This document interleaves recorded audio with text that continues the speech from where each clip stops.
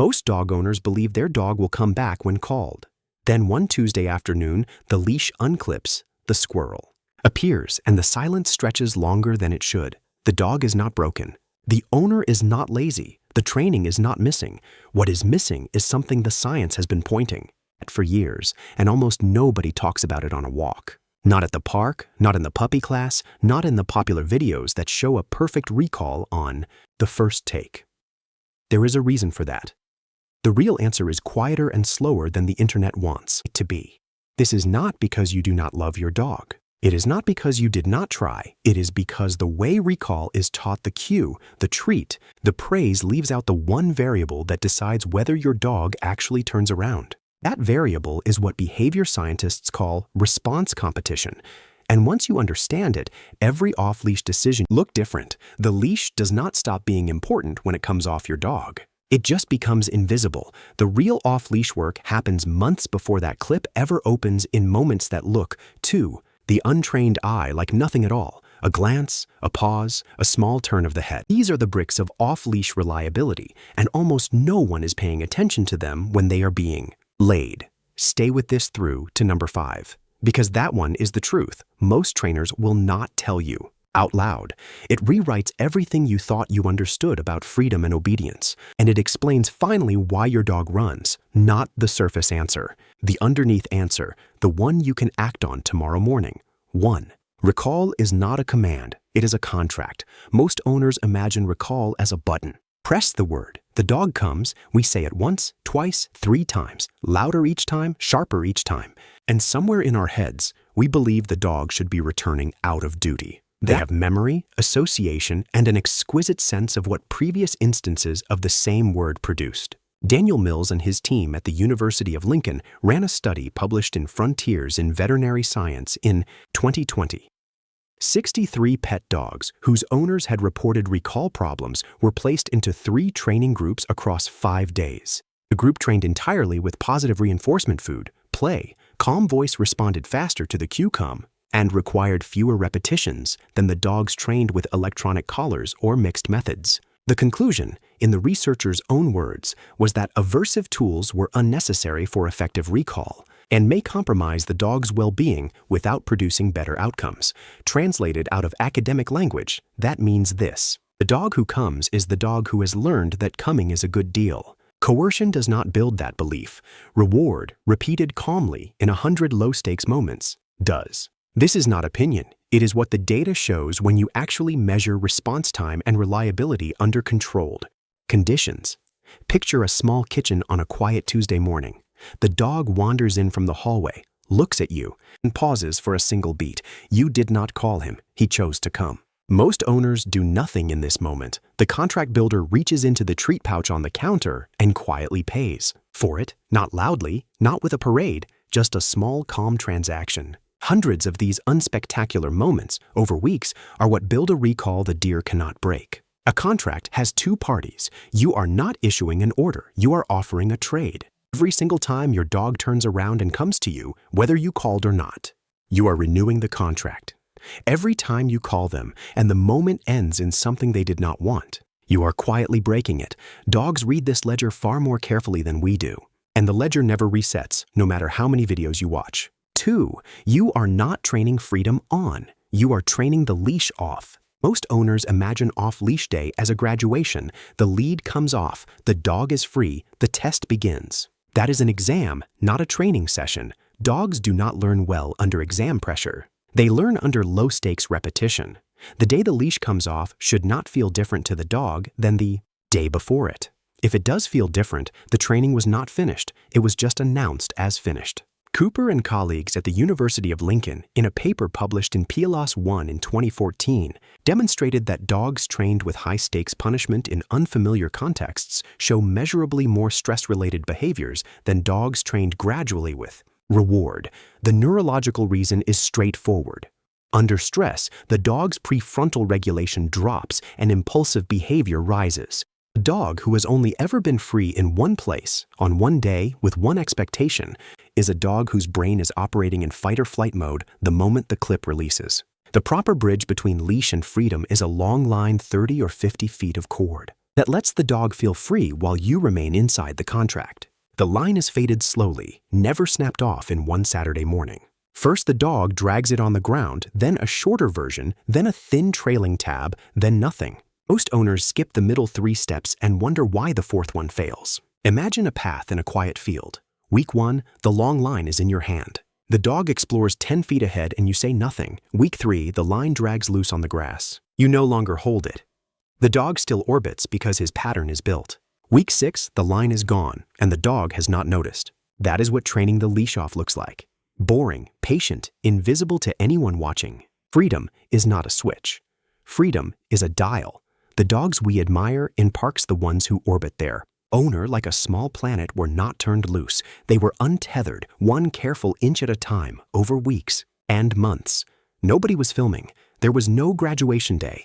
There was just a long, quiet handover. 3.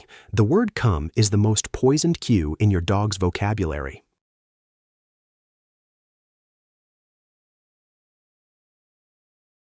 We use it before nail clips. We use it at the end of the dog park to clip the leash and end the fun. Most owners never realize they have spent years building a quiet pattern in their dog's head. The word come forecasts the moment everything good ends. It is not a recall cue anymore. It is an end of fun signal. Behavior scientists call this cue poisoning. It is the gradual erosion of a learned signal, because the consequence following it has become predominantly negative from the animal's perspective. Vieira de Castro and colleagues, in a paper published in PLOS 1 in 2020, studied 92 companion dogs across reward-based and aversive-based training schools. Dogs trained in environments where cues consistently predicted aversive outcomes showed elevated cortisol, lower frequency of voluntary engagement, and what the authors described as long-term welfare consequences. The dog has not forgotten the word. The dog has remembered exactly what the word forecasts. Every time it comes out of your mouth, the dog runs the prediction one more time. There is a fix, but it is not louder. It is rebuild the word. Trainers who specialize in poisoned recall start over with a brand new cue, a whistle, a kissy noise, an unusual word the dog has never heard before. They pair it with the highest value reward they have in the lowest distraction setting they can find until the dog spins toward the sound before the second syllable lands. And then, and this is the part owners get wrong, they protect the new cue jealously. It never gets used to end fun. It never gets used before something the dog dislikes. It only ever predicts good things. That protection is what keeps it clean. A word is not a word to a dog. A word is a forecast. If come forecasts the bath wins. Every single time. If come forecasts roast chicken wins. The word does not change. The forecast does. And if this is changing how you see your dog right now, go ahead and subscribe. Every video on this channel is built around what the science actually says, not what we assume. 4. Your dog is not disobeying you.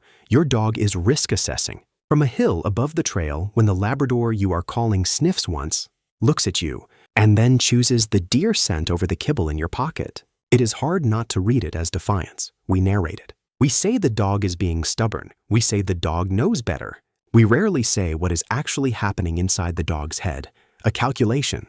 A small, fast, surprisingly competent calculation that has very little to do with respect or attitude. Brian Hare and the team at the Duke Canine Cognition Center, founded in 2009, have spent more than 15 years documenting how flexibly dogs make decisions. Their published work shows that dogs evaluate options, weigh past outcomes, and adjust behavior to context. They do not run on reflex. A separate study by Brooks and colleagues, published in Nature's Scientific Reports in 2017, found that dogs in a delay of gratification paradigm waited longer for higher quality rewards than for larger ones. Some individual dogs waited up to 15 minutes for the right outcome, but only when the reward they were holding for in their head outweighed the temptation in front of them. That is the same machinery firing on the trail. The dog is not refusing. The dog is comparing. The off-leash dog facing a deer scent is doing the same calculation.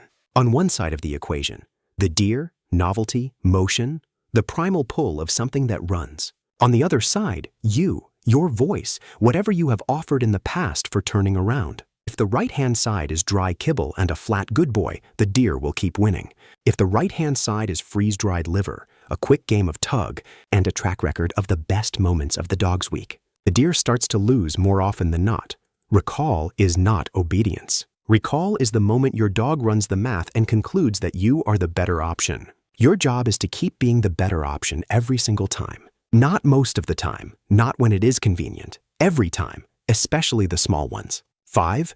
The off-leash dog is not free. The off-leash dog is orienting. From the outside, a great off-leash dog looks independent. He ranges, he sniffs, he doubles back, takes a side trail, returns. We see the freedom and miss the architecture under it. We see the loose dog and miss the invisible thread. Alexandra Horowitz at the Barnard College Dog Cognition Lab has spent 2 decades studying how dogs perceive the world. Her central insight is built on research into canine olfaction and what she calls the dog's Umwelt, or self-world. A dog moving through space is constantly gathering, constantly sampling, and constantly checking in with the social anchor of the walk. That social anchor is you. The truly off-leash dog is not running away. The truly off-leash dog is orbiting. He may go 30 feet ahead and 20 feet sideways, but the center of his world is the soft pull of where you are. The check-in itself is the training. Most owners miss it entirely. The dog glances back. The owner says nothing. The dog keeps going. Within weeks, the glance disappears. Trainers who build reliable off-leash dogs do the opposite. Every single check-in, every single moment of eye contact, every voluntary turn back gets marked with quiet, warm reinforcement. Sometimes a treat, sometimes a soft word, sometimes just a returned look that says, "I see you." The dog learns, over hundreds of small confirmations, that orientation toward you is the most rewarded behavior in their day. A dog who never looks back is not a free dog. A dog who never looks back is a lost dog who has not found out yet. Looking back is not weakness. Looking back is the bond made visible. Now, number 5 becomes something larger. The truth most trainers will not say out loud. The reason your dog does not come back is not disobedience. It is not distraction. It is not a failure of love. It is mathematics. Every single recall your dog has ever performed has been entered into a private ledger inside their head. On one side of the page, what happened when they came. On the other side, what they gave up to. If, across hundreds of small, unnoticed moments, coming to you has cost them more than it returned, the dog has not failed the test. The dog has passed it. The dog has correctly concluded that staying out is the better deal.